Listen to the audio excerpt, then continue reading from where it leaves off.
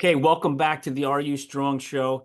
I'm excited for number 50, the 50th show that's going on the system right now. And I have an awesome guest. And before I tell you his name, I want to kind of rip off a little bit about what this young man has done so far since he's got out of college. I went to Kane University, played football as an offensive lineman, and we're going to talk a little bit about the change of becoming an offensive lineman, leaving school and going into the real world and what that does. We're going to talk about he has his degree is in physical education and adult fitness, certified FRC mobility specialist, which we're going to talk about that. And he's the part owner of Test Fitness in Martinsville, New Jersey, and the owner of Pratt Personal Training in Martinsville, New Jersey, and opening up next Saturday, brand new facility in Hillsborough, New Jersey. Welcome to the show, James Pratt. Thank you, Jeff. Great intro. Thank you. I appreciate it. Thanks for having me on. No, hey, it's my pleasure. You've done a heck of a lot of stuff. And when did you graduate college? 2011. It's not that long ago, and you got a lot of things going on right now. So before I start ripping into a million questions that I have here, why don't you tell the audience a little bit about yourself and we'll kind of roll from there. Yeah, so going back to athletic career, played football and basketball in high school, ended up playing football in college. My first year was spent at Bryant University. I ended up spending the next 3 years at Kane University. And then in my senior year at Kane, I had an internship here at Test Sports Clubs, and I've been here ever since. The first 4 years, 4 or 5 years, I was a personal trainer, trained a lot of the athletic population, a lot of general population. Did a lot of one-on-one training sessions, worked with some very high-level athletes that this facility has been really good at bringing in. And then in 2016, I wanted to start a small group personal training concept. So I opened up a separate business inside of Test Sports Clubs. Then we do small group personal training exclusively with customized programs. We've been doing that since 2016. At first, the opening of that, it was intended to just be my business, and I only planned on being the trainer and trying to get as many clients as we could. But fast forward 9 years, we now have 11 full-time trainers, 2 staff members that are on the business team, and I don't personal train at all anymore. And it's been a wild ride, but nothing. A bunch of stuff that has happened that I would not have expected. If you asked me a decade ago, what would I be doing? I would have never known that I would have been a business owner of, a gym that is now about to open up its second location and has 13 staff members. Well, that's what happens once you grow, you become the guy that runs the show versus actually doing the show. Yeah, That's cool. yeah, it's been an interesting um, mental battle, I would say, because the getting out of every role that you are in and replacing yourself to do it, it has some drawbacks, especially the optics of customers and potentially even the staff. I'm not Yeah. around the gym as much as I used to be. I used to love being here. I was here all the time, 80 hours a week. I would not have rather have been anywhere else. Now, what is optimal for the business is for me to spend the most of my time at a desk and having phone calls and conversations. It's a whole different job description, Right. but not as many people see me. They don't necessarily know what I do.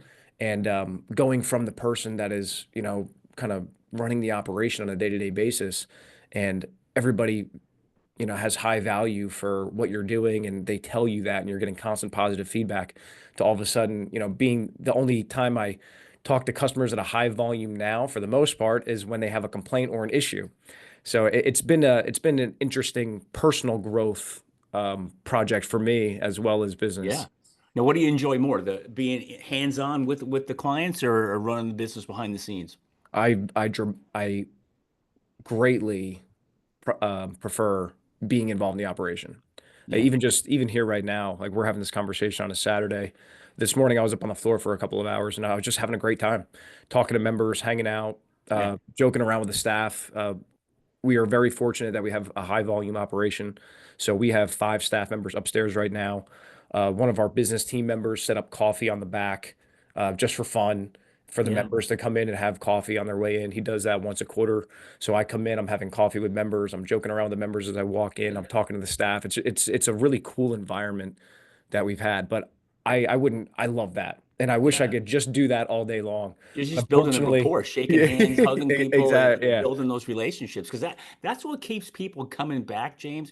As running a business here, if you create a great experience, that's like wow. And the owner of that place treats me great. He walks in, he shakes my hand, he talks to me, he spends time with me. He might not train me, but like this guy walks up and takes his time to talk to me. Wow, they love that. Yeah, and That's good. there was a little saying that I sent to the staff the other day is like the most important decision you can make is to be in a good mood. And every time I'm here, It's a choice. yeah, like I do not have to ever fabricate being in a good mood when I'm here, talking to the members and talking to the staff. Yeah. Wow. All right, so I'm gonna hit you with a million questions here because Please. I've done my homework on you, and you got so many cool things to talk about. So I'm going to start out with the basics. Let's go back way back when you were a young boy kid. You know, when did you know that football was going to be your direction in college? Was that Yeah. hey 8 years old, 12 years old? When did you realize hey you know what I'm going to play in college? Yeah. So when I was very young, I played football for a couple of years, 8, 9, but I was overweight and I couldn't make the Pop Warner weight restrictions after a couple of years. So I didn't play football again until high school, and I played basketball all through. And I went through puberty a little bit early, so I was pretty dominant in fourth through sixth grade basketball. I was Okay, taller than everybody. I was bigger, and I played basketball all the time. So I would have thought when I was that young that I would have ended up playing for an NBA team. If okay, you asked me then, I stopped growing at about in seventh grade or so. Everybody else caught up, and my advantages diminished in basketball. I was very big, and one of the high school coaches was my middle school coach, my middle school gym teacher, and he was like, "Make sure that you play football when you get to high school because you're going to be a great player." And I was like, "Okay, I'll probably play, but it's not high priority for me." I played freshman football. I liked it. I was pretty decent. I started, yeah, and then I remember telling the football coach, Fred Sprengel, and I'm sure we'll talk about some of my inspirations, but that guy definitely helped change my life for the better. And after freshman year, I planned on playing just basketball, and I told him like I don't think I'm going to continue with football. He took my hand and he hmm. said, "If you, I don't even know if you probably can't say this these days, but I appreciated it." He took my hand. He's like, "If you decide to play basketball and not football, I'm going to break every finger on your hand Oh, so you can never shoot again." And he said it with a smile on his face.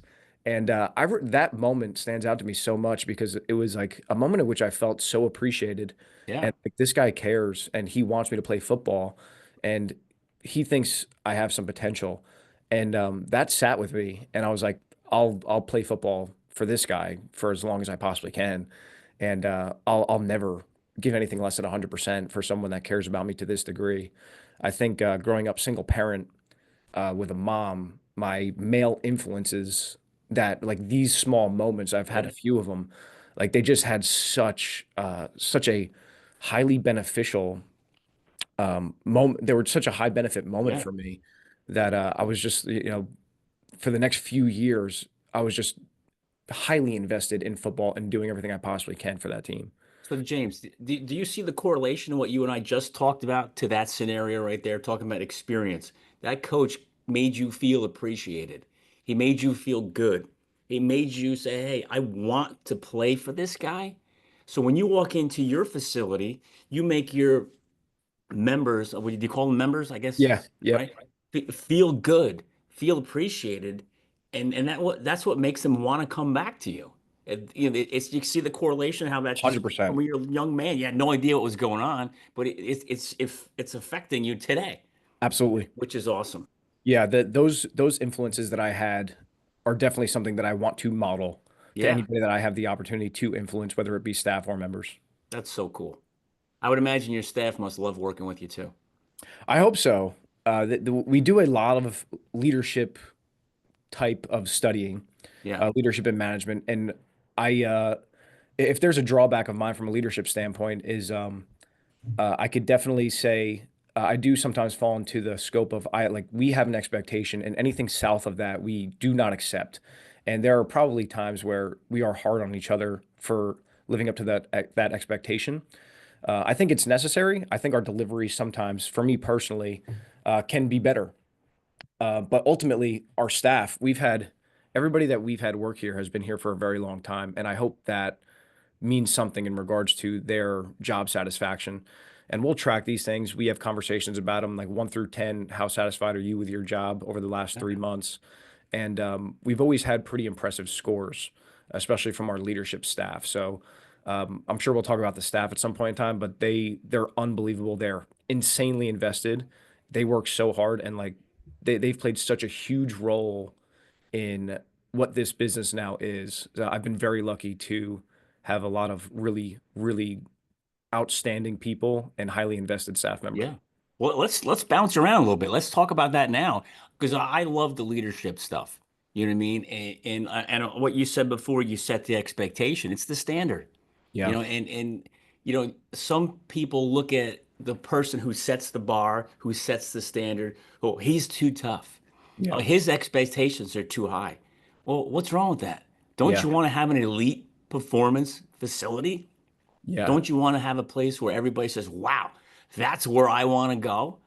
Versus, they're okay. That's not right. Just like everybody else. So I love the fact you say, and you set the expectation and it's the standard and it's really the floor. We don't go below this. So can you talk about the leadership part, you as the leader of the company, how do you set that tone? Yeah. So we have a couple of layers now, which has made things, I guess, interesting. And I think the football analogy here would be like you have your head coach, then you have your coordinators, and your coordinators have your positional coaches.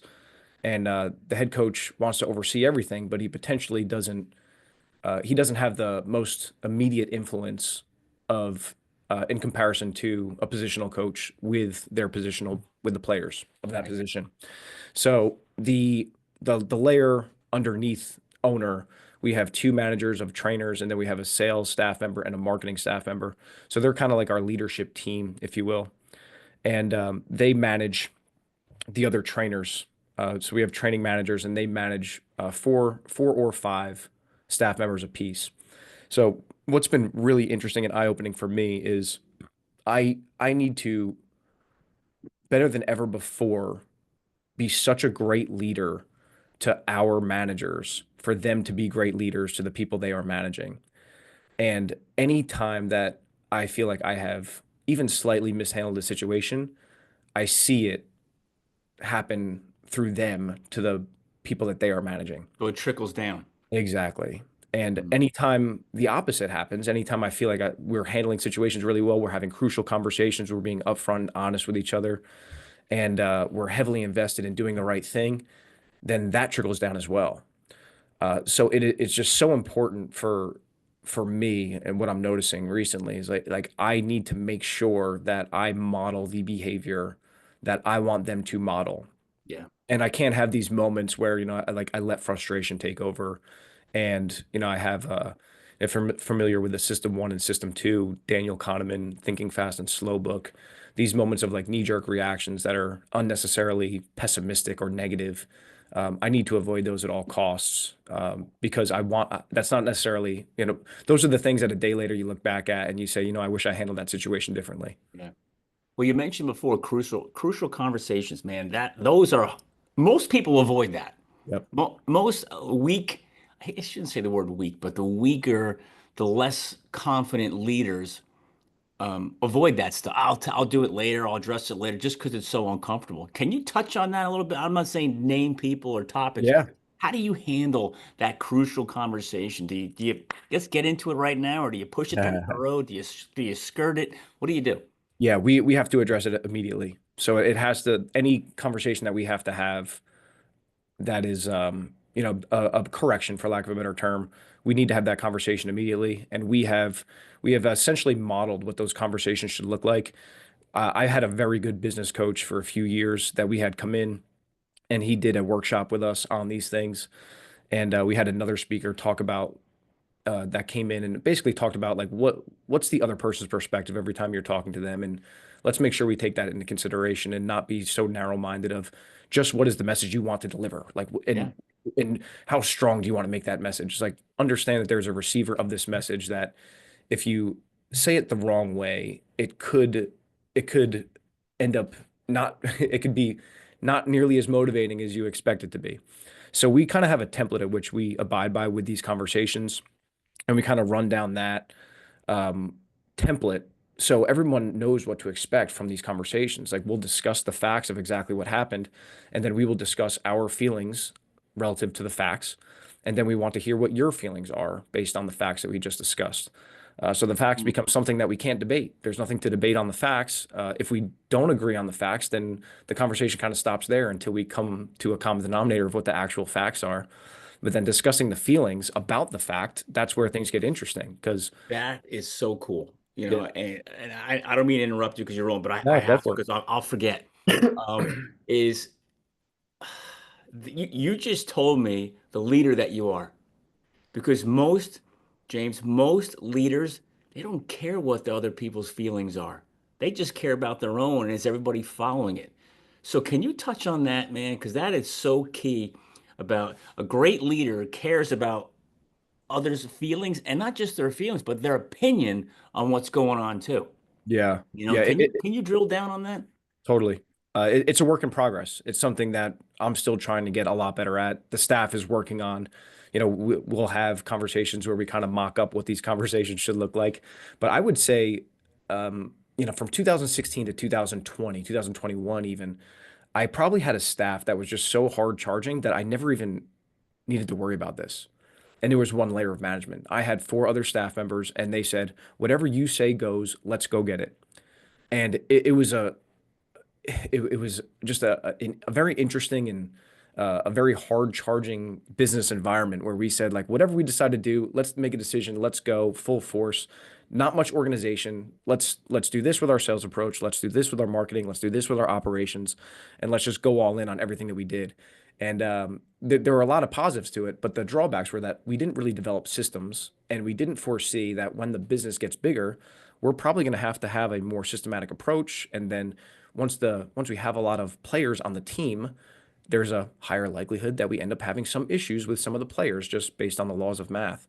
So in the last 4 years, we've had to really develop these skills, which is, me hiring a business coach. It's me having conversations with people that I know are very good at this. But I had to learn and really focus on empathy because that was not Mhm. a strong suit of mine. And I think, when you come from the sports world, it's not intuitive because when you come up as a player, even for the best coaches in the world, it's discuss the facts and intervene for other players that are not matching up to what you expect of them from a work ethic standpoint or from a play standpoint. So if you see your teammates not going all out, not giving full effort, they need to be called out. In business, things are a little bit different. Like it needs to be addressed, but it needs to be addressed much differently. I Mhm. could go address an issue with my teammates back in 2010 a certain way.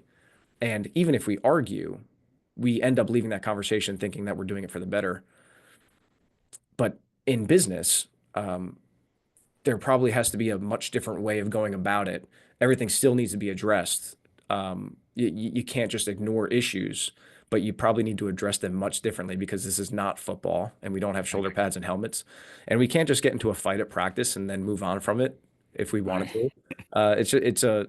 Those are kind of the things that I think I had to really focus on and learn in regards to like empathy, alternative perspectives, acknowledging theirs, and like letting them speak to issues the same way that I plan on when I address an issue.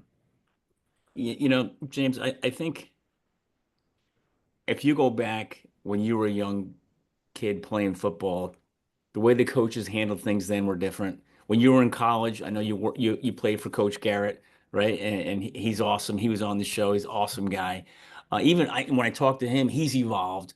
You know, the way that when I was a kid, you talked about the guys go, hey, I'll break your finger. Well, my coach would break your fingers. He wouldn't just say it, he would do it, but that's how it was back then. And you thought that was great, and you got all jacked up. Well, let's go.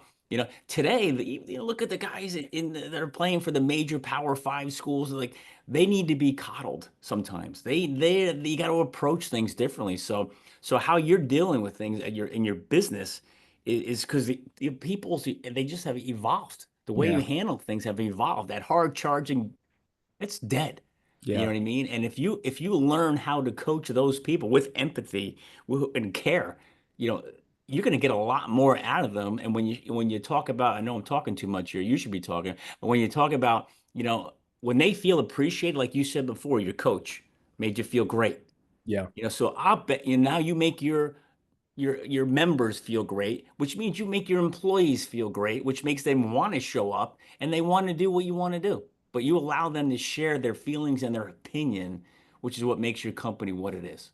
Yeah, I hope so. And again, it's a work in progress. It's something that I would definitely not say I get an A+ for, but it is something that I'm going to continue to strive for, especially as the business grows, because I think we definitely see and feel the difference when we do handle situations with care.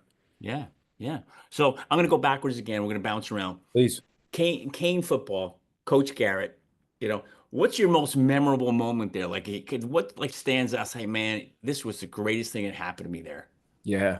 Um, the thing that the first thing I can think of is we used to come in and do winter workouts, and I came in for the spring semester. So my first real exposures to the team was winter workouts. And they were at 5 o'clock, and you had to be there at 4:45, otherwise they're locking the door and you're not getting in. And we would walk in at 4:45, and Coach Garrett was up on the track above the basketball court already running. And that image stands out to me a ton because I've never seen anything like that. I've never seen somebody up at 4:15 in the morning already working out before the team workout. But that landed with me. I was like, this is what it takes. And I already knew. I transferred into Kane and I saw that they were turning the program around Right. before I transferred in. I didn't know much about the program besides that they were struggling for a very long time and that things were starting to turn and they had a couple winning records now. And when I came in as a freshman, the seniors I thought were unbelievable. They had such a great group of guys. Um, and it made sense once I met Coach Garrett and saw his work ethic. But that's the thing that stands out to me the most. Number two would probably just be my senior year, the last game that we had on that field, the last home game pre-playoffs. It was snowing. We were playing Rowan, and we were going around hugging the coaches, the seniors were, and it was tough to not get emotional. And Yeah. and I'm like, well, we have a game coming up, but I'm like, I just I can't put into words how valuable these years have been with this team Yeah. and with this Oh yeah. coaching staff that it was a very interesting moment that I wouldn't have foreseen. If you told me that on my senior day you might cry pregame, I would have said you're crazy. But I couldn't even look them in the eyes. So I'm like, if I look at you guys right now, I think I'm gonna start crying before we have this game that is gonna dictate who the NJAC champion is. Yeah. Yeah. James, I hear that all the time. If I go backwards a million years ago and talk about, the last time I took off my helmet, you know, for me, I didn't know because an injury ended my career. I didn't know that was going to be the last time until the doctor said, that's it, you're done. But for you, knowing you got through it healthy, they blew the whistle, game was over, you're done. Man, that is emotional as hell. Yeah. Can you touch on that a little bit? And because I talk about, I came up with I coined a phrase. I don't know, maybe I don't, or I got it from, I heard it, or maybe I've dreamt it. I don't know, but you know, athletes die twice. Like when you take that helmet off for the last time, your identity as that football player, you die, but you have to live with it forever. Oh yeah. Like today, like you're talking about, you can see like the emotion, like it's a big thing. But then you die in real life. But the Yeah. problem with when you die as an athlete, you have to live with it. Yeah. Can you talk about that that mental emotional day when you took that helmet off for the last time? Yeah. It's bittersweet for me. I think college sports in general, I love the weight room so much that I actually liked the training part of it, maybe even more than the sport, which made me kind of anxious to get into the field once I knew what I wanted to do. So I knew I wanted to do what I'm doing now. I loved football, and the interesting part of my story in regards to the your football career ending is that we were playing Salisbury. My very last game was second round of playoffs, and we had based on what the predictions were, we had no business being in that game. We were predicted to lose by 2, 3 scores by everybody who had a valuable opinion, and we were down 2 scores in the fourth quarter. We scored twice, tied the game up. We ended up going to triple overtime where we lost. But in overtime number two, we were kicking a field goal to win the game. And like this is something I end up having to think about a lot, but I was the right guard on field goal, and they had a really good player as a nose guard that I was going up against the entire game. And there were some field goals where they were sending two people into the A gap, which was between the center and myself. And I mentioned on the sideline, but I didn't really like, I didn't make a strong enough point about it. And I thought ego, like, yeah, I'll be able to handle it.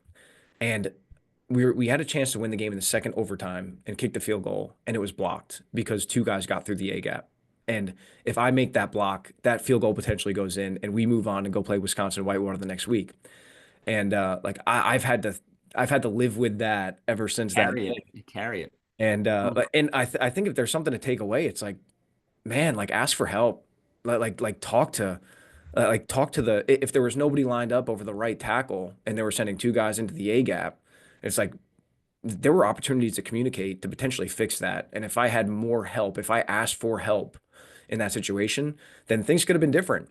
And it's something now that I'm, a little bit older and I think about things like this a lot. And like that was, you need to learn from that because it's not just about a field goal being blocked with a chance to go to the next round of the playoffs. It's about like not being ego driven and having an opportunity to have a discussion with your teammates and what we called ourselves, like your family, and say like, hey guys, I have two guys coming to the A gap. Like, what does this look like for you? Is there an opportunity for one of you to make a hard down block and try to get this second guy that's coming in through the A gap on field goal?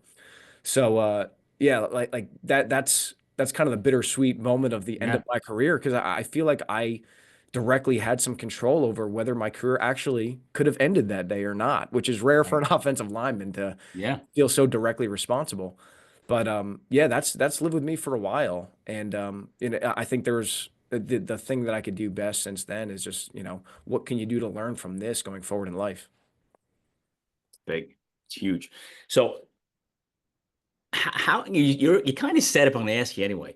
You said working out, the workouts in the gym, preseason football, everything it is what kind of geared you up for your career now. But how did that inspire you? Say, I'm going to start my own business. I'm going to start my own career training people and get into that industry.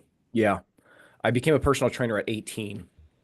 So I had this vision of having a full-time job and then personal training on the side as much as possible to make some extra money. And then my senior year, Dr. Anzel, who is still there at Kane, he and his son are both professors at Kane now. And he basically said, he's like, you're doing phys ed, but you're a personal trainer and you really like personal training. He's like, I think you could make a career of this, and there are career-oriented places in which I could provide you an internship. So he guided me into my internships. And when my second internship was here at Test, I was like, I could do this for the rest of my life. This could easily be, I don't even care how much money I make. Like this is a job that I could do for the remainder of life. So when I came here, I already had 4 or 5 years of experience in personal training, and I was a trainer at a Parisi Speed School in Garwood Yep. through college. So then when I got here, they made me the director of the Parisi Speed School, and I was doing a lot of personal training, like I said before, with athletes and trainers. The I was very busy with one-on-one training sessions. So at some point, I was trying to think of like, what's my upward trajectory from here? Do I just train more people?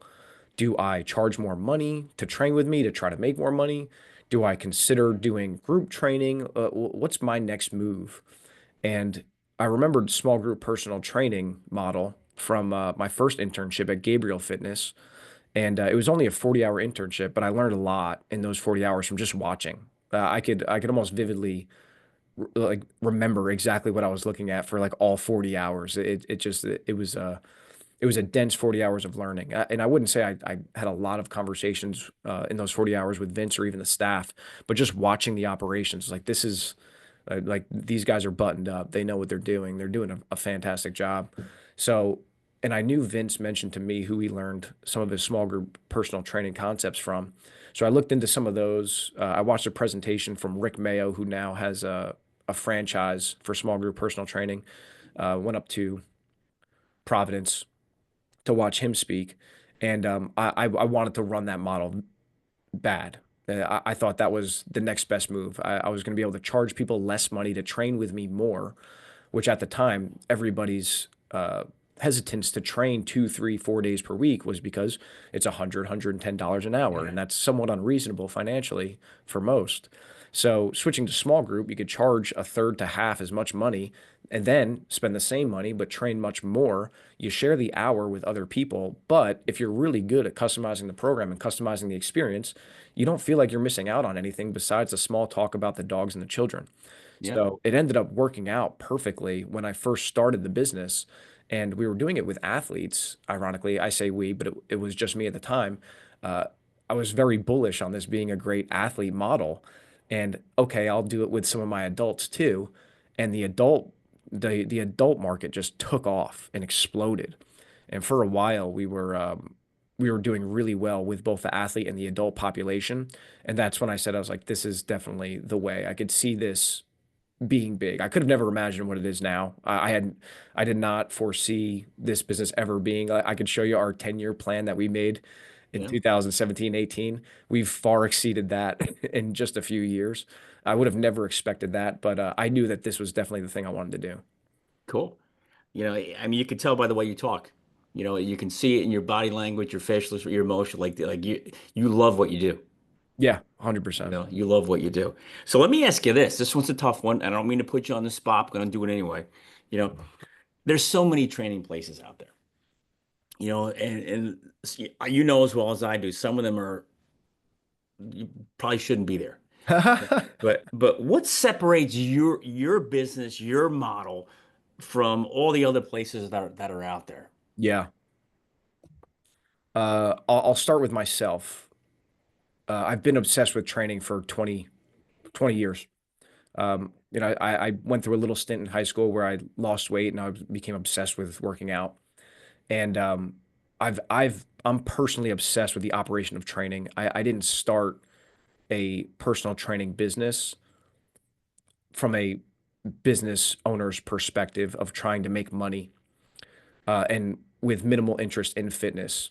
So I think where I see some fitness businesses fail is that they don't have an owner that is heavily invested in the operation to any degree. Not that that is mandatory, but I think it is helpful.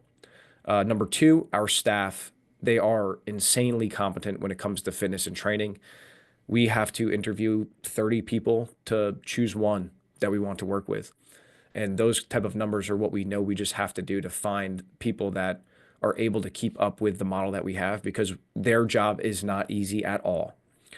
Our staff is highly competent. They are full time. They are paid well above market value for this job, and deservedly so because their job is not easy, and we have determined that they are some of the most competent people that we have interviewed.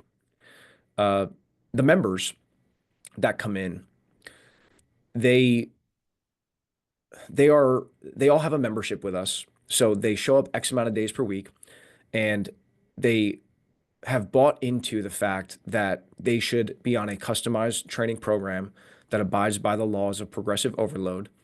And we do our absolute best to make sure that their workouts are enjoyable enough that they don't hate showing up on a consistent basis, but also that we make their training programs as effective as humanly possible by abiding by the laws of which you have to abide by in order to see progress from both a strength training and cardiovascular perspective.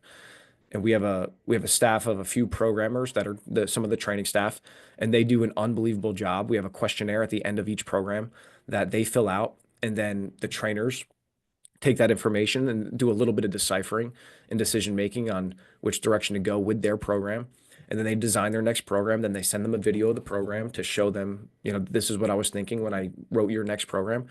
And then they come in and then they work hard every time they come in. And I think that's probably, if I were to run down the list, it's like, not to toot my own horn, but my own obsession with what we do, I Yeah. think is helpful. And that it's not just like a passive thing for me. Our staff is absolutely insane. And not to speak negatively about trainers as a whole, but it's a low barrier to entry. A lot of people consider it a part-time gig. They don't think you actually, need to study much to be able to take some people through an easy workout at a commercial gym. We view this very, very differently, and our staff Yeah. is heavily bought into that. And then our members, I think they see that, they appreciate it, and they buy in too, as long as we show them that, we care about them and their progress. They reciprocate and they show up and they work. Well, that was going to be my next question. And I'm glad you just hit that. There's so many gym, like right now, it's coming up on year end, right? Holidays are coming. People say, "Hey, what am I going to do? New Year's resolution. I'm going to hit the gym in January." That kind of stuff. You know how that goes. A month later, they're done. But how do you keep your, like you said before, and as I'm looking down, I'm writing things down that you're saying. You say you make things enjoyable and effective. You know, how do you keep your members motivated to keep coming back, to endure that torture, for lack of Yeah, better words, to yeah, make yeah, themselves in better shape? yeah. Like you said, torture. I think the biggest piece is finding the way to make it not torture. Right. Like what's the degree of which I think a lot of fitness places make one of two mistakes. They either do minimalistic training in terms of effort, and then the person that they're training ends up saying, like, I don't feel like I'm even working hard, so I'm not seeing the results. So I think they will take their experience in the gym and say, I noticed that I'm not pushing myself as hard as I should. And I think everyone intuitively knows that they're going to have to push themselves a little bit to see some results. The other mistake is that some gyms you go to and you just get absolutely annihilated. And then the person doesn't want to come back because they now start to envision their gym experience as something that is that is torture. Torture. Yeah. So I think like meeting in the middle, and everyone's a little bit different. Like everybody has a little bit of a different torture tolerance in regards to our members. Yeah. But since we customized the program, them knowing that we're going to take into account their shoulder issues and we're going to make some exercise decisions for them that will be able to have them follow a program that won't put their shoulder at risk of further pain or injury. Taking those things into consideration, making sure that we are giving them some of the exercises. We have high exercise variability here. Like we have racks, we'll do barbell activities, we do dumbbell activities, we have machines, we have cables. We have people that don't touch any of those things because they're just not ready for them. So the versatility of our programming, I think, is a big piece to that. And being able to take every single individual and every single circumstance into account is probably what keeps them motivated and keeps them coming back. So can you can you drill down on that a little bit? Because I think that's a big part of what separates you is you make it personal. So if someone walks in and says, "Look, I want to be a member," what do I do? Like, how do you personalize things to the people who come in? Yeah. So we'll start them off on a very simple 2-day routine where they'll come in 4 times. So our sales team member, for lack of a better term, he will have a conversation with them that usually lasts about 40 minutes. So we just changed this protocol recently because we used to have them come in for a first one-on-one. We don't do that now, but we spend a lot more time on the phone. We get a lot of their information, and then we put them in a session. They'll do 2 separate days twice over. So they'll do a 4-day trial, 4-session trial. So after they do those, we'll have a ton of information on what exercises we think are best fit. We'll make modifications to that first plan on the fly. We've gathered enough information on the phone to customize that first program. If somebody does say, I have a severe shoulder issue, then we will manipulate the exercise selections to make sure that we have respect for that. Then they come in, they do those first 4 sessions, then we design their real 4-day program after that. Now, when you do that, how does the member accept that? Like, okay, let's go, or like, oh, I don't know if I can do all that. Yeah, but the latter for the most part. So we have found that we have to be more cautious with the majority of our members than pullback, I would Yeah, say. Yeah, every once in a while, we will get a member that comes in that says, like, I'm ready to go. Let's go all out. Like, kill me every session. yeah, And we have to say, that's not how this is going to work. We will push you hard, but time and place. If you haven't exercised for the last 3 years and suddenly you want to lose 20 pounds in the next month, like that's not what we do. yeah. I don't think that is optimal. I see it time and time again. It is like clockwork. The insane levels of motivation to start exercising, and the drop off rate of those people in the short term is super high.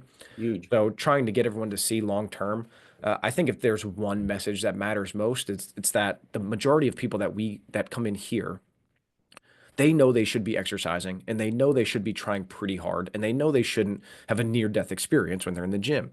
So when they come here, they get exactly that. And then we are able to push the envelope as time goes on. But we are not necessarily interested in making a statement on day one. We're not trying to crush anybody. And we don't want Right. to underwhelm anybody either. We want to push them hard. We want to make sure that when our trainers walk by, they give them more weight if they need more weight. We give them more reps if they need more reps. We mandate a certain technique to our exercises. We mandate a certain tempo for each rep. Like those things have to be manipulated to make sure that we're achieving the right level of effectiveness Yeah. within a training program. Cool. Well, I'm going to go backwards again, Yeah. right? So you knew coming out of college, you wanted to get, I'm going right into fitness. Somehow, you knew that's where you were going to go. So what kind of advice can you give the young college athlete that coming up on their senior year, to that next step out of college, sports is over, it's done. What advice can you give them about pursuing that next career move? Yeah. It's a great question. I think whatever the thing is that you are passionate about, it's worth exploring at first. So if there is something that you just finished your playing career, if you are incredibly passionate about trying to continue your playing career, go all in on it. The worst thing that happens is a few years later, it didn't work out, and then you you have to switch gears. But I think the lessons you'll learn in those 3 years of heavy pursuit of the thing that you want the most will be valuable enough that whatever it is you decide to do after that, you'll probably be able to achieve it faster based on the lessons you learned previously. So I would say your playing career just ended. What are you the most passionate about? Like, what do you really want to do? What is going to be something that you're willing to wake up at 4 a.m. to get to work and you're willing to stay till 10 p.m.? Like, what is that thing? And pursue that as hard as you possibly can. Mm. You just said something. Are you willing to put in the work? And I'll tell you, man, today, some of these young, I hope people don't take this the wrong way when they hear it, but some of these, they just don't want to work. You know what I mean? It's just like, what? They'd rather sleep, Yeah. and it's just like, oh my God. But, what are you going to do? So, football, college, what did you take from that that's helping you in the business world today? Yeah, it's definitely work ethic. Like I mentioned, the Coach Garrett thing before. Like he was just so heavily invested and worked so hard. And again, him being up and running around the track at quarter after 4 in the morning says it all. Fred Sprengel, going back to high school, um, he was a screamer, and he would yell anytime anyone messed up. And I think for me personally, I just like I don't know if I would say like I love that, but it's I knew he cared so much. Yeah. And and he had enough soft moments that you knew he wasn't necessarily a jerk, but he wanted the best out of everybody. And it almost he had a way of yelling at you in a way to say like you should care more about what you what you just messed up. Like you should be the one to make the correction. And my junior year of high school, we had some seniors that were studs, like really good athletes on our senior team, and nobody was exempt from the repercussions of his wrath. If our best player, our quarterback, he was yelled at more than anybody else. So there were no exceptions, and that was powerful. I think for the entire team to see that it's not you don't get the superstar treatment here. In fact, you're he's the hardest on the superstars on this team. So I think that was a big one. And then going back to when I was younger, there was a guy, Craig Coyle, that was my coach for a lot of my those first couple of years in football and a lot of my basketball teams. And he handled all the players with such grace.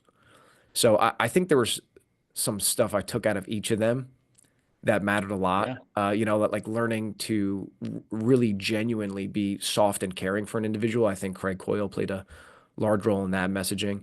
And then like being hard on people, being hard enough on people, and having a high expectation. I think Fred Sprengel and Coach Garrett played a large role in that.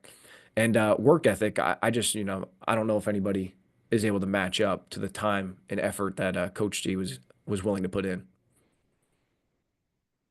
I mean, it's soft and caring, high expectations, work ethic. I mean, today you have to have all that. As a coach, as a business owner, you can't just be one of them. And it's cool to see that you've absorbed that and you've taken it and you use it, and that's why your business is succeeding so well. People want to show up and work for you. Which is great. So how Yeah, about this though? Let's go back to now, current, today. We're yep. fast forward to right this second. Like, what's your biggest challenge in you're in the fitness industry, man? It is so competitive. There's gyms all over the freaking place. There's personal trainers, there's all kinds, there's the gigantic gyms, there's the small gyms, there's everything. Like, what is your biggest challenge that you deal with as a business owner in the fitness industry? And what have you done that separates you from everybody that made you so successful? Yeah, the hot word right now for us is scale. It's develop a system and develop an operation that is repeatable many times over. And Hillsboro will be our first small micro gym. So we're only taking 130 members. We're only going to have two staff members there. We're going to run it exactly the way we do here. And we have tons of documentation and standard operating procedures of how we could make this successful. So if we are able to copy and paste what we do here into a micro gym and that is successful, then we are going to just do that as many times over. That brings on a new set of issues that we haven't even been exposed to yet. But Can you franchise it? we're not going to franchise. We're going to privately own for as long Okay. as possible. I'm not open-minded. I'm sorry. I'm not closed-minded to anything. But things will change over time that may alter that decision. But I think right now, the best thing that we could do is take what we're doing, really optimize it and make it as effective and simple as humanly possible simultaneously, and then copy and paste it into a micro gym setting. And Yeah. then if it goes well, like open up as many as possible. I personally like I want to disrupt the fitness industry. I want to have a higher standard for what staff members have of themselves. I want a higher standard for the member experience when they come in. I don't want to hear as many stories of a member walking into a gym and feeling insecure or nervous or like they don't belong in a gym. I don't want them to have a You negative hear that a experience. lot, Oh a yeah, all the lot. time. I don't want them to have a negative experience with a trainer that seemingly didn't care or was unprofessional to them in a scenario which they're paying a lot of money to try to improve their fitness and health, which is a huge issue in this country in general. So I think the vision is pretty clear as to having this product.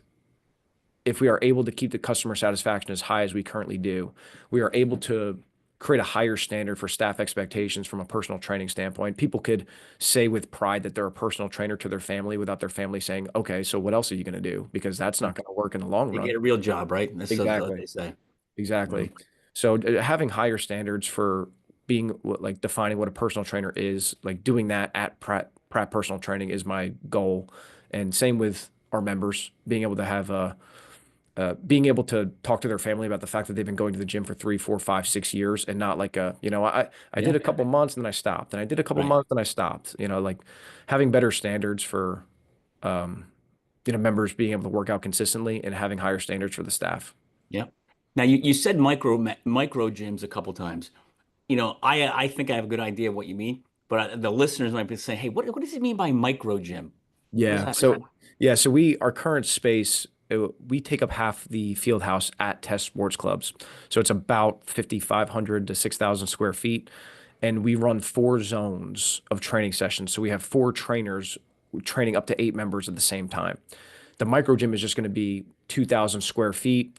It's going to be 1 zone worth of member and trainer. So there'll be one trainer, and we're only going to take 6 members, and it's going to be in 2,000 square feet. So it's going to be a much smaller gym than what we have here.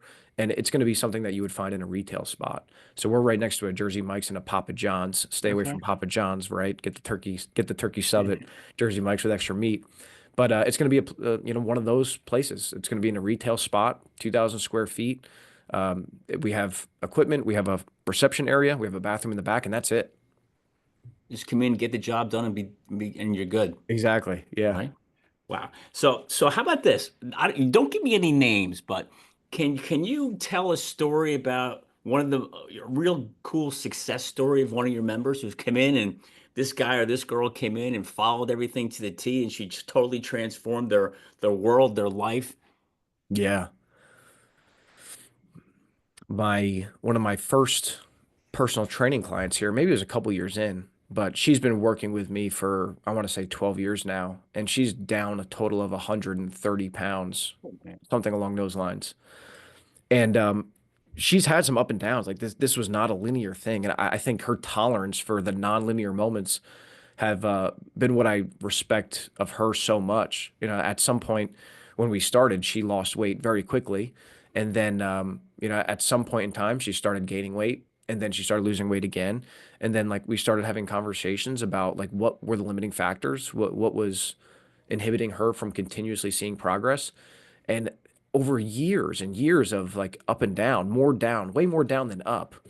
But yeah, I'd say in the last bunch of years, she's like stabilized and progressively and slowly continued to lose weight and found a very sustainable approach. And those are really the best stories that I have are the people That's a that, ton of weight. yeah. But it's even like, I guess outside of just the eye-opening headline of 130 pounds, just any of the people that are coming here that did not like exercise, never thought they could, thought they'd get hurt, thought they'd get pushed too hard, thought they wouldn't like it, thought they'd find it boring. And then they come back 6 months later, 1 year later, and say, I've been here 2 to 4 days a week for 12 straight months. Wow. I never would have thought I would have done that. Like that is the most important thing to me. Those are the moments that I feel like we're Special. making a big difference. Yeah. And that woman, I can't imagine what her life is like today. Yeah. You know, you drop that kind of weight, man, it's life altering. Yeah. You know what I mean?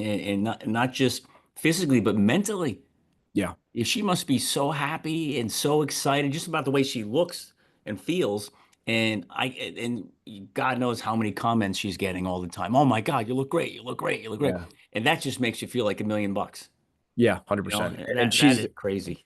and in the gym she's doing all the most complicated lifts and she loves the tough stuff, Yeah, she loves pushing herself, she yeah, loves the barbell, all of that is really cool. And we're talking about a lady who couldn't do a step up. This is a joke that we kind of say to each other. She couldn't do a step up onto a 10-inch box when she first started, and now she's back squatting 100 plus yeah. pounds to And full and depth. and what's really cool about we don't have to get into the money side of things because I'm sure as a business owner you spend a ton of money. But that's just great advertising too, Oh without yeah. having to really spend the money. Yeah. You know what I mean? And Yeah. she must be introducing all kinds of people to you. Hey, now how long they survive? Are they willing to do what she does? I don't know, but you Yeah. probably get a lot of introductions. I would hope. Yeah, Right? but from a referral standpoint, we get about 8 to 9% of our members to refer somebody every month. That's great. So that's it's the reason we didn't spend a dollar on sales and marketing for the first 5 years. People find that crazy, but the reason I originally got a business coach is because I was like, I need to become more well versed in sales and marketing because Yeah, we're doing a great job of getting clients, but everything is internal. yeah, Like imagine we actually attracted people that are currently sitting on the couch that don't want to sit on the couch, that want to work out, but they have a negative connotation for fitness. Like we're robbing them of this potential experience. yeah, And if we learn more about how to market ourselves and sell better, then maybe we can get more people in the doors and maybe we'll do better as a business. yeah. So Now, who's your business coach? Do you mind sharing that? yeah, well, I was in the Unicorn Society, Mark Fisher Fitness, and his business partner at that gym is Michael Keeler. And they're in New York City. I watched Mark Fisher present originally in, it may have been that same seminar that I saw Rick Mayo at, as I mentioned before. But I watched him present and I was so impressed, one, with his presentation style, but two, he was so well versed in not just the business, but he talked about some training stuff too, which I had high value for. Because Yeah, I think like I was a little bit younger. I probably had a chip on my shoulder of people who were just talking business, and I would, they don't understand training. They don't care about training. They're just business guys. Um, and then other people that were really good at training, I had high appreciation for, but I'm like, I can't really learn anything from a business they don't standpoint know how to run a from business. these people. So he seemed to be one of the few people I saw that really uh, did a great job at both. Yeah. So, seeing that he had a business on business coaching, I was definitely interested in talking to him about that. And he and Michael Keeler were insanely helpful for me, and not just sales and marketing. I met one of our future marketing staff members who was here for a period of time, who was tremendously helpful for our business for a period of time when he was here. And he just came here. He was the person I was talking about that just came in here recently, and he spent a day with us on that workshop. Michael Keeler did, and just learning soft skills.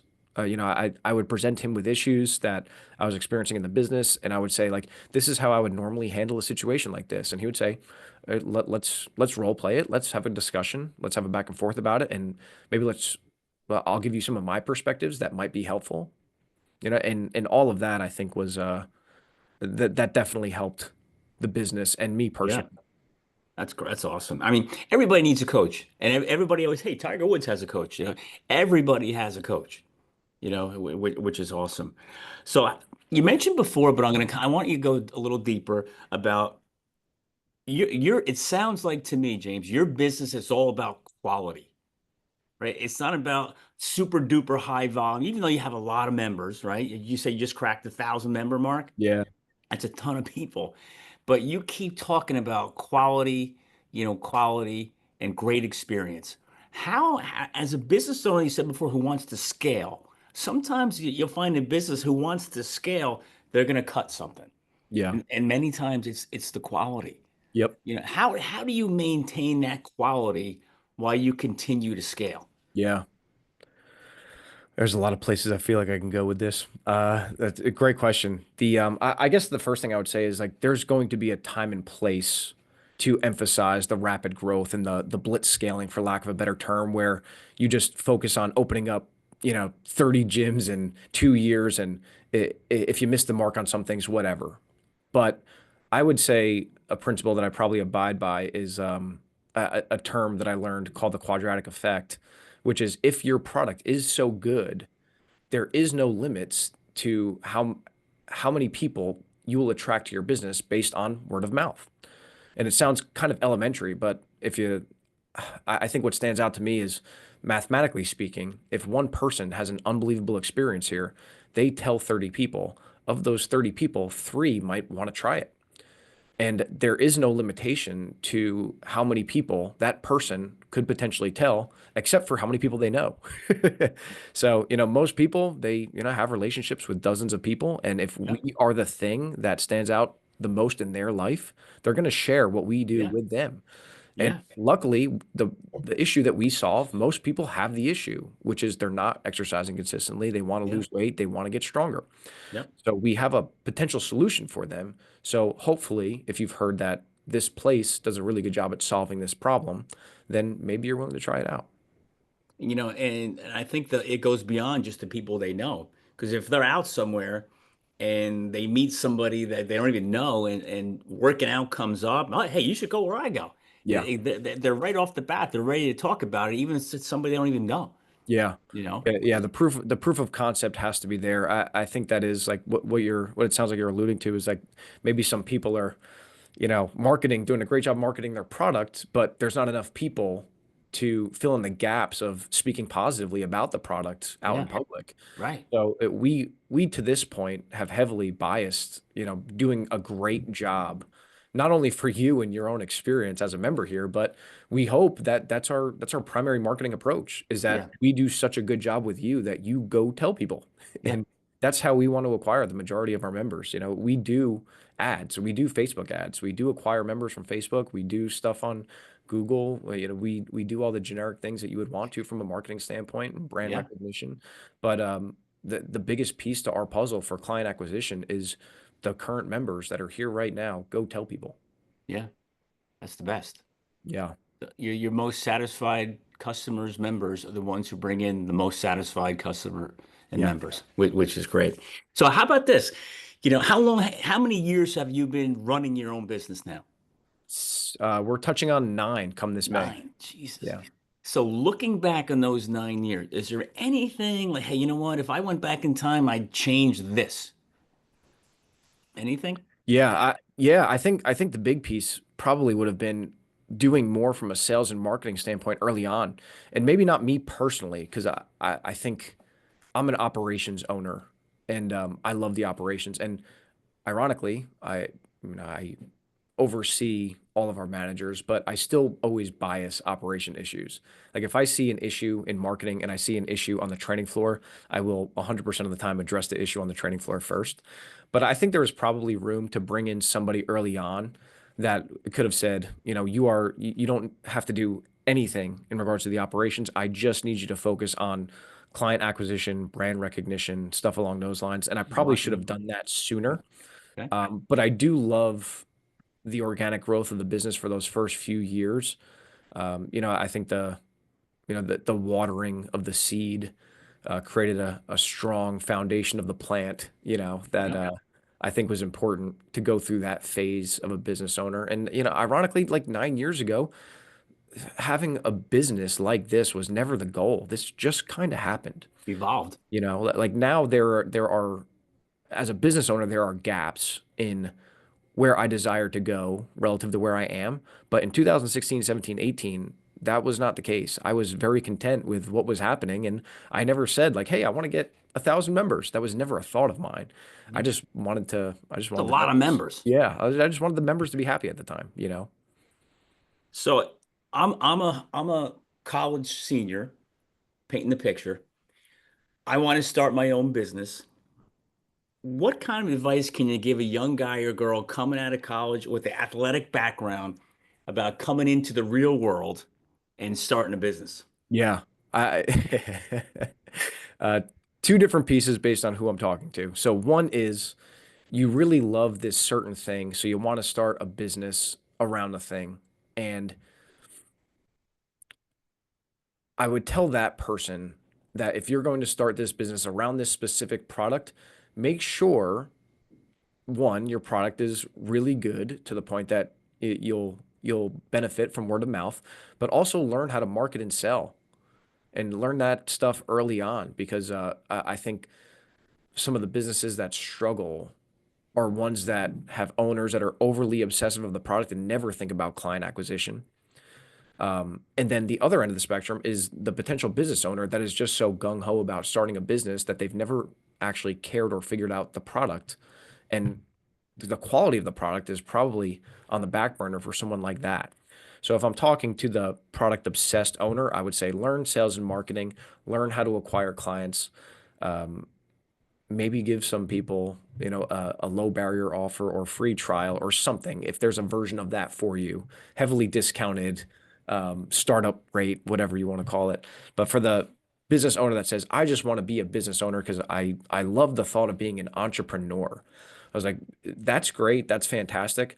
But if you don't spend some time and invest in your product and make sure that it's the highest quality product, I think your ceiling is going to be much lower than you intend it to be. Mm, it's big. So when's your 10-year anniversary?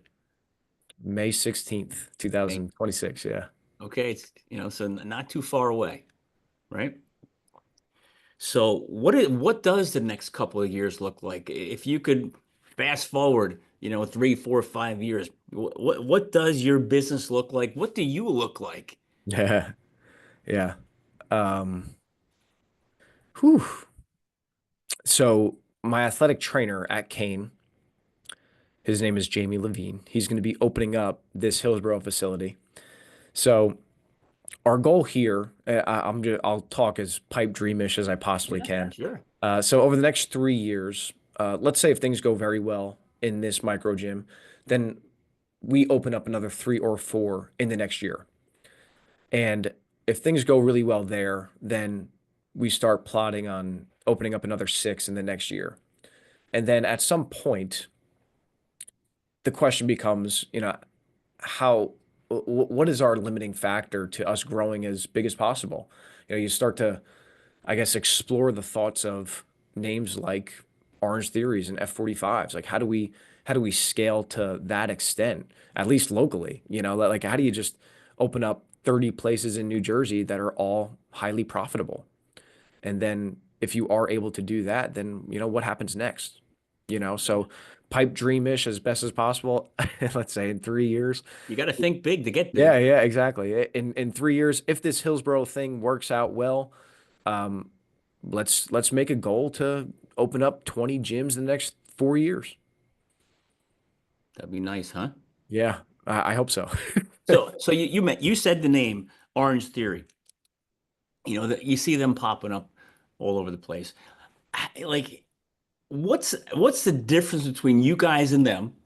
You know, and if I'm a guy looking for a gym, like, how would I decide you over them? Yeah, I think there's one big piece to this that is something that we're going to try to keep, regardless of how many gyms we open. All of these gyms that have a product, they say, this is our product. You come in, and if you like it, then stay. If you don't, then you leave. Yep, Very, very simple. This yep. is our product. It's a simple product.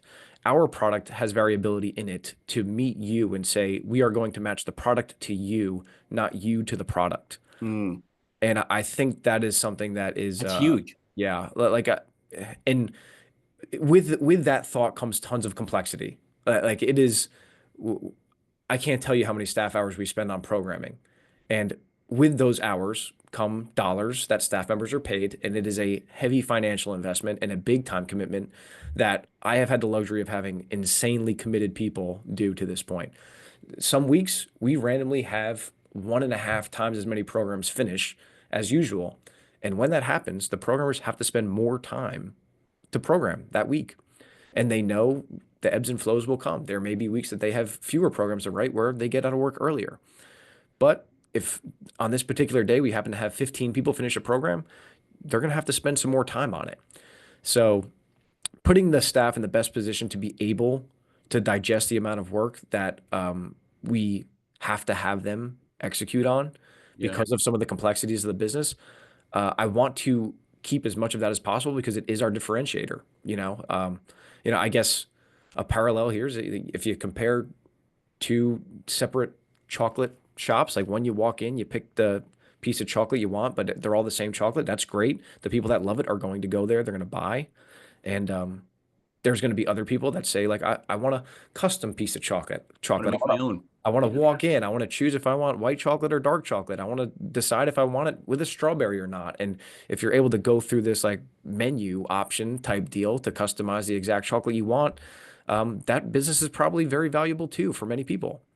So I think for us, it's being able to maneuver the product to match up with how we want to um, work with our customers while also abiding by some sort of constraints in our operations that don't make it overly complex and complicated and so variable that it's unrecognizable from one location to another.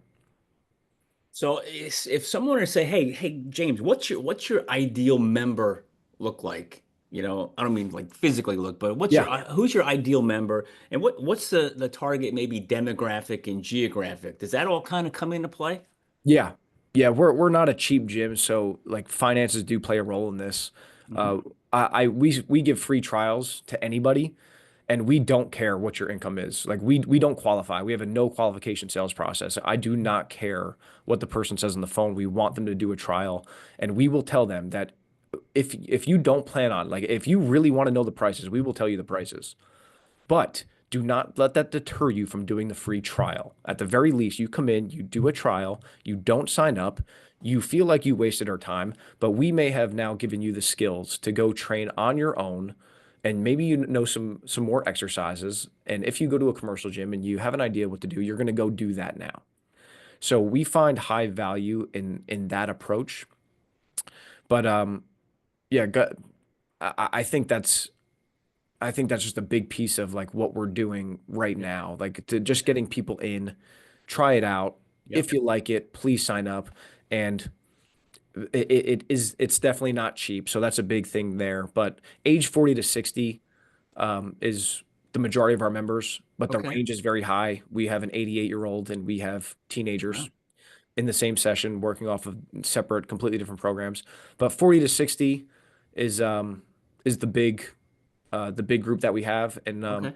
it's people with a couple of issues that have made them nervous about fitness anywhere else, like a couple injuries or just lack of consistency or just dislike for fitness in general. Yeah. Them coming in here, there seems to be a high net value of what we're able to provide them relative to their prior fitness experiences. Yeah. That I think that's probably the ideal demographic for us.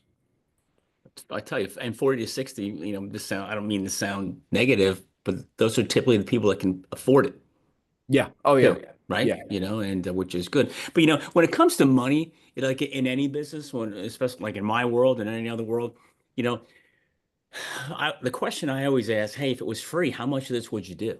Yeah. I'm like, I do it all, right? And then it's, well, let's figure out what the budget is, but let's find out what the pain is. Because if there's enough pain, they'll find the money. They'll figure out the money if they truly want to eliminate the pain. And 100%. that's part of the battle, especially on the sales side. The guys coming in, you gotta be able to uncover what is the pain of that member. What do they want to accomplish, and do they have the means to take care of that? Yeah. But 100%.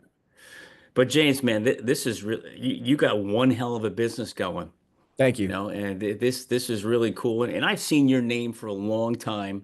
I've known Kevin, for a long time, and I've seen your name all over the place. And once I started doing this, and you were one of my targets. I'm like, I got to get James Pratt on here because your story needs to be told about here's a young athlete who took his athletic mindset and went into the business world, and now you're impacting, and you took the coaching stuff that you got from all your different coaches and mentors, and it's made you who you are, and that's why your business is thriving, Yeah, you but know? without athletics, I could not imagine being in this position at all. Yeah, and the impact that's been made on you, you have now tenfolded that to so many people that it's just, hey, you got 1,000 members. And that's a lot of people that you're impacting every day. And that's going to continue to grow, which is so cool. So, so from where you're sitting, is there anything else I haven't asked you, James, that you think we should touch on before we wrap it up? No, I know we talked a little bit off camera about my personal weight loss. Oh, Um, yes, I forgot. Yes. yeah, Let's yeah, let's just but drive that a little bit. yeah, I think after football stopped, and I know a lot of athletes have had this conversation, um, at least internally with themselves of, you play a sport and a lot of times you're trying to keep your weight up and you're eating a lot to try to keep your weight up. I know I would try to gain 20 pounds every summer because I would be a little bit underweight, but I would play at around 250, 260. After my last year, I probably dropped down to 220. And then slowly but surely over the course of the next decade, I'm down to about 190. So about 70 pounds total. I think for any athletes that are listening to this, that are struggling with nutrition or exercise post athletic career, that is super normal. I think a lot of people go through it, and having a mindset shift of what you should be doing now, and now trying to reduce calories and exercise more and be more active to get smaller as opposed to bigger, especially for some of the bigger positions on the football field. It's not easy, and I know a lot of my friends have had issues with this, and it definitely takes a different mindset, a different set of habits. You have developed the habits of doing the things that get you bigger, and now you have to try to develop the habits of doing things to get you smaller and lose weight and lose fat because you probably don't want to be 300 pounds for the rest of your life. No. So I think just I don't talk about this a lot, but learning the habits that it takes to, reduce calories and exercise more for football players after you've been told to be big your whole life. Like that is normal, and there are strategies out there. And I would recommend people read like a book like the Power of Habit or Atomic Habits, Yeah. and Great book. yeah, and like learn some things from there of like how to kind of adjust your daily lifestyle a bit that can make a big difference over the long run. Having the discipline. But you're leaving everybody hanging. You didn't say how much weight you lost. I'm down a total of 72 pounds. Phew, So that's a lot of pounds. and, Yeah. and yeah, it has taken 12 years, 12, Right. 13 years to do that. It wasn't like a let's lose 70 pounds over the next few months or Right. year even. Like, it's been slow. There have been gradual habits that I think I've developed to assist in that. And there are some things that I wasn't doing 5 years ago that I started doing more of in the last couple of years, and things change over time. Yeah. But the one thing at a time approach and improve on these on this stuff and over the long haul, it's led to a number that I think most would be impressed by. Yeah. And you know what? You're a product of your own environment. You know what I mean? You are an actual product of what you preach and teach, Yeah. which you're not the big gigantic guy in the gyms and, oh, go work out. You're the guy Yeah. that you've become what you teach, Yeah. which is your own advertisement, Yeah. I appreciate it. which is great. But James, listen, I wish you nothing but luck next Saturday, right? When you open up. Yep. Next So, Saturday. so real quick, tell people where they can find you. Where's your facilities? How can they reach you? What's your website? Yeah. So on Instagram, it's probably where we're the most active. Pratt Personal Training. My personal one's Pratt 53. I don't put out a ton of content, but every once in a while I'll go on a Threads Yeah. tangent, and I'll put out a post a day for a few months. And I'll repost a lot of the Pratt Personal Training stuff. The website prattpersonaltraining.com. If you wanted to check out and kind of see what we do there. If anybody ever wanted to reach out to me, just feel free to DM me at Pratt 53. And where's the location in Hillsborough going to be? It's going to be right on 206. So 706, 206, right next to the Jersey Mike's where that Barn Walgreens is, if you're Yeah. in that area. Good. Well, listen, I wish you luck. I can't tell you how much I appreciate you having you on this show. Your story is incredible. It's inspiring, inspirational. I mean, I'm just hoping that so many people are listening, and then one, they reach out to you, want to go to your gym, and two, they follow the model of what it's like to come out of college and start a business and grow and be a. It's not just grow a business, but be a great leader. Yeah. Yeah. Jeff, I love what you're doing here. I think this is huge. I think a lot of people, I hope they see the value in it of just the message of, this is what happens post athletic career. And these are ways to, get through some of the struggles that I think athletes deal with. Yeah, yeah, and just impact as many people as you can. Yep. 100%. Well, good luck next Saturday. Jeff, thank you for having me on. I appreciate it. This was My fun. pleasure. Take care.